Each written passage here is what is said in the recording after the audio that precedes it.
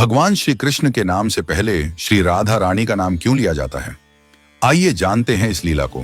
कहते हैं कि जो व्यक्ति श्री राधा रानी का नाम नहीं लेता है, सिर्फ कृष्ण कृष्ण रटता रहता है, वह उसी प्रकार अपना समय नष्ट करता है जैसे कोई रेत पर बैठकर मछली पकड़ने का प्रयास करता है। श्रीमद् भागवत नामक ग्रंथ में उल्लेख मिलता है कि जो भक्त श्री राधा का नाम लेता है, भगवान श्री कृष्ण सिर्फ उसी की पुकार सुनते हैं। इसीलिए कृष्ण को पुकारना है तो राधा को पहले बुलाओ। जहां श्री राधा होंगी वहां कृष्ण खुद ही चले आएंगे।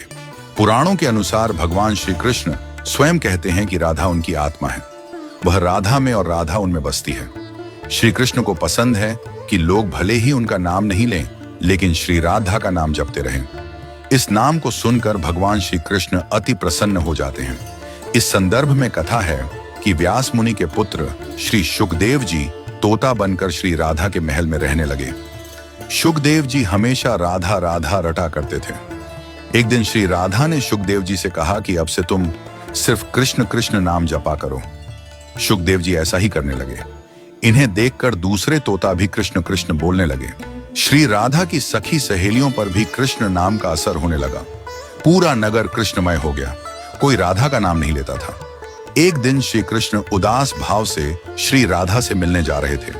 श्री राधा जी कृष्ण की प्रतीक्षा कर रही थी। तभी नारद जी बीच आ गए। श्री कृष्ण के उदास चेहरे को देखकर नारद जी ने पूछा कि प्रभु आप उदास क्यों हैं? श्री कृष्ण कहने लगे कि राधा ने सभी को कृष्ण नाम रटना सिखा दिया है। कोई राधा नहीं कहता, जबकि मुझे राधा नाम सुनकर प्रसन्नता होती है। श्री कृष्ण के ऐसे वचन सुनकर श्री राधा की आंखें भर आईं। महल लौटकर श्री राधा ने शुकदेव जी से कहा कि अब से आप राधा राधा ही जपा कीजिए। उस समय से ही श्री राधा का नाम पहले आता है, फिर श्री कृष्ण का। क्या आपको पता है कि भगवान श्री कृष्ण ने अपनी कन्नी उंगली पर ही गोवर्धन पर्वत को क्यों उठाया था? जब भगवान श्री कृष्ण गोकुल वासियों को इंद्रदेव के प्रकोप से बचाने के लिए गोवर्धन पर्वत उठाने वाले थे, तो उन्होंने अपनी उंगलियों से पूछा कि वे किस पर पर्वत को उठाएं। सबसे पहले अंगूठा बोला, मैं नर हूं। बाकी उंगलियां तो स्त्रियां हैं, अतः आप पर्वत मुझ पर ही उठाएं।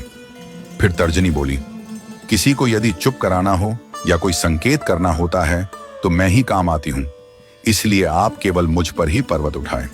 इसके बाद मध्यमा बोली, सबसे बड़ी होने के साथ साथ शक्ति भी रखती हूं, अतः आप पर्वत मेरे ऊपर ही उठाएं। फिर अनामिका बोली, सभी पवित्र कार्य मेरे द्वारा ही संपन्न होते हैं।